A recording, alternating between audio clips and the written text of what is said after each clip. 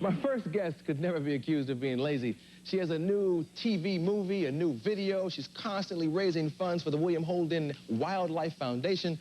And I'd like you to please welcome the never lazy, Stefanie Powers.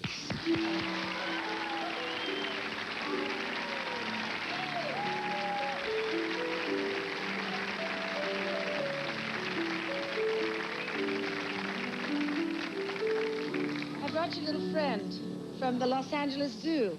Her name is Sophie, and she is called a mustached guinan. You can see, as opposed to a non-mustached guinan. She has a little, she's only 2 months old, and she will was that a sneeze? That was a little, I'm nervous. Oh, I do that sometimes. She's holding on to her little fuzzy. You see that little fuzzy? Is that like a toy to her? I think it's a security blanket. Yeah, like Linus. But you can get a much better look at her. Can you see her? Sandy? Can you see her? Can you see her? Huh? Is she sweet? She's only 2 months old. And she's going to be living in the new L.A. Zoo's Adventure Children's Zoo, the Adventureland Children's Zoo. They have a nursery there, so you'll be able to take a look at all the babies being raised. Now, how big will this monkey get? About 20 inches long. She had a problem, and so they took her away from her mother and her breeding group. What kind of problem, like delinquents? Or, no, health problem. Health problem. A drug problem. There wasn't a gang thing. No. I was a crip, you know. And she'll be rehabilitated soon at the Betty Ford Clinic. Yeah.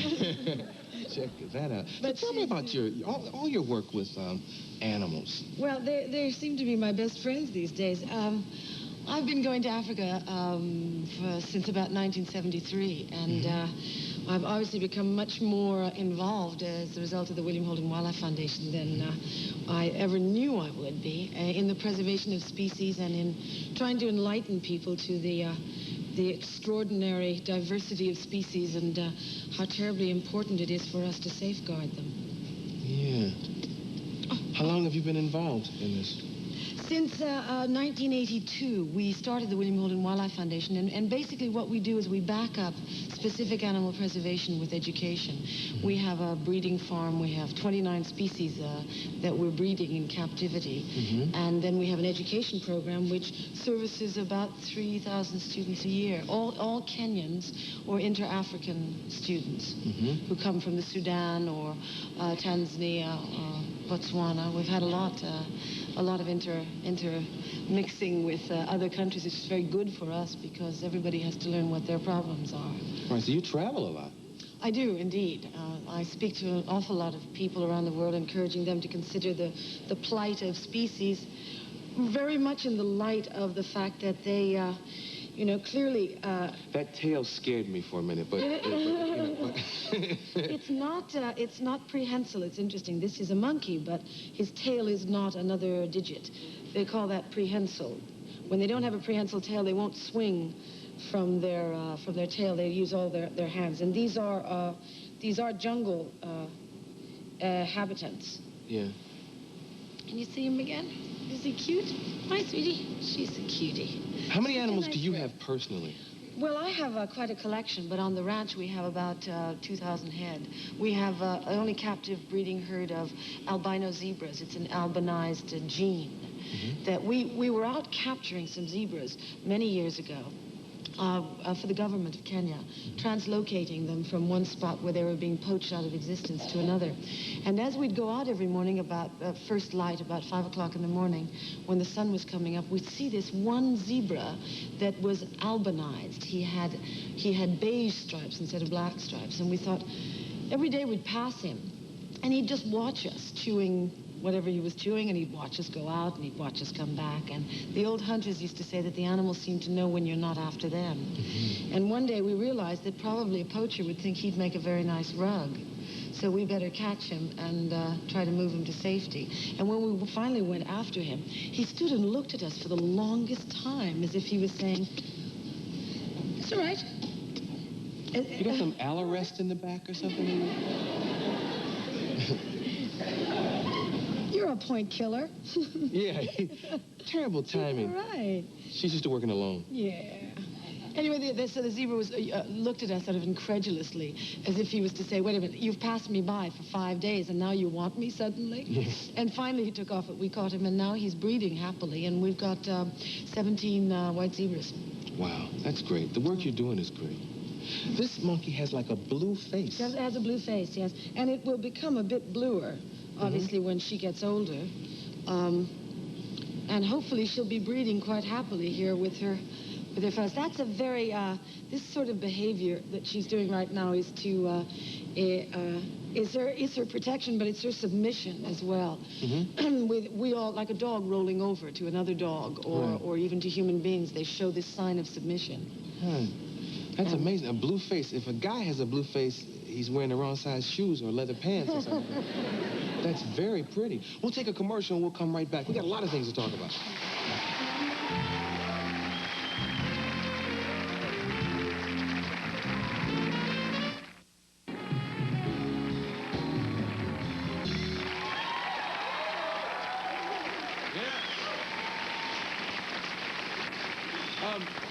God, there's so many things I want to ask you, everything from the girl from Uncle to Heart. But you mentioned William Holden's name, and I know that's a very sensitive subject, but you guys were good friends. Oh, yes, for about 9 years. Yeah, and there's so many misconceptions about him. Tell a little bit about William Holden. Oh, dear. I don't think I can do that in a nutshell. He was a very private man, and you know, when we started the William Holden Wildlife Foundation, it was sort of it was a very difficult compromise to make. Bill never, ever wanted to capitalize on his association with Africa and with the work he did in conservation. That was his private life, and he felt that if he put himself in the forefront of the issue, that he'd become more important than the issue, and he never wanted to do that. Yeah. And so when he passed on, and we decided to do this foundation and carry on with his work, it was a moment of difficulty to decide whether or not we could go ahead and discuss all the things that he had never done in his life. Yeah. But I think he would have approved of the cause, so it didn't compromise too many things. As a friend, how do you deal with all the fallacies? I mean, after his death, the people, the leeches. Well, there's never any good way to deal with any of that. There are people who, you know, unauthorized biographies are all over the place, and it's an unfortunate thing, but there's nothing you can do to control them or to stop them. And setting the record straight sometimes isn't always afforded. Hopefully, time will approve of our achievements and disregard our frailties. Yeah. You got a benefit, something positive in his name coming up soon. Yes, we're working very hard. We have something that is terribly ambitious in Palm Springs. That's where Bill resided for a long time. He left quite a large collection of art to the Palm Springs Museum. And we're in that community. We are doing an amazing 3 days of events as a tribute to Bill, with a full-blown film retrospective with guests coming to talk who appeared in those films with Bill, and parties and polo matches and all sorts of things. April 7th, 8th, and 9th. Good. Can we talk about Love and Betrayal? Yes. Okay, what is that all about? It's a TV movie. Well, it's a TV movie for a start, and it's one of those subjects that used to be something that happened to somebody else. Now it happens to so many people these days that it's becoming more the norm than the exception. This story of, you know, the typical couple who marry in school, raise children, fight to get to a moment of achievement, and just as those dreams come to fruition, one of the partners decides that this is not all that it was cracked up to be, and abandons or leaves or abandons the ship, as it were. Always to the shock and surprise and consternation of the people that are left. In this case, this story was taken from actually some interviews given by a support group of women who were all left by their husbands, who had left them for younger women, and a life that held more expectations for them, and how they coped with it. That's what this film was based on. And we've tried to more or less use some of the real-life problems and put them into a dramatic form. Yeah. And when will we be able to see this? We will all be able to see this, including myself for the first time, on the 16th of April. You haven't seen it yet? No, I haven't seen it. I did seen snippets of it. But they did something very interesting. There is no film. We shot it on film. But in their speed to get post-production done, they transferred everything to tape, and this is something that's going on a great deal. So it's very odd to know that you have just completed a film, but there is no film. There's videotape, and all of the post-production was done on videotape. There will never be a film of this. There will only be a tape of it. Yeah. The thing that I wanted to ask you is, when is there going to be a heart-to-heart reunion or something?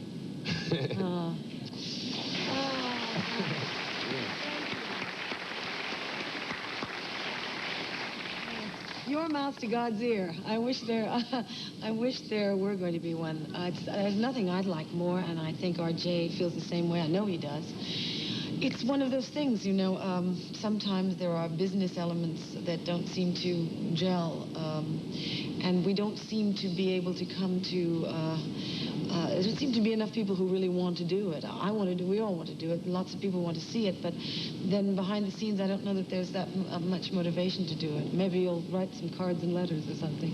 Why don't they, I mean, when you say behind the scenes, networks don't want it, or No, Spelling doesn't want it, or? Wants it. We're not so sure whether Columbia and the business end of it really wants it enough. Yeah. Well, I hope it comes to pass, because I used to enjoy it. Thank you. I did too. Yeah. I mean, yeah. I wish life had been that way too. So many shows that I didn't enjoy are coming back, so you should do it. Maybe we'll wait till we're all gray and we're in laser-operated wheelchairs or something. Yeah, that'll be interesting. Jonathan! Yeah. What do you want?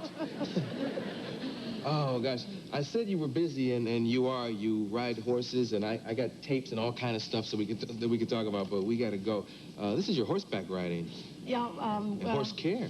It's a preliminary to horseback riding, maintenance, nutrition, all the goodies about horses. I've been in love with horses all my life, and I wanted to share some of that by doing a tape to sort of explain to people who might be interested in riding or whose children are interested in riding and they don't know anything about horses, a little bit about the joys and the misgivings of dealing with that extraordinary species. Yeah.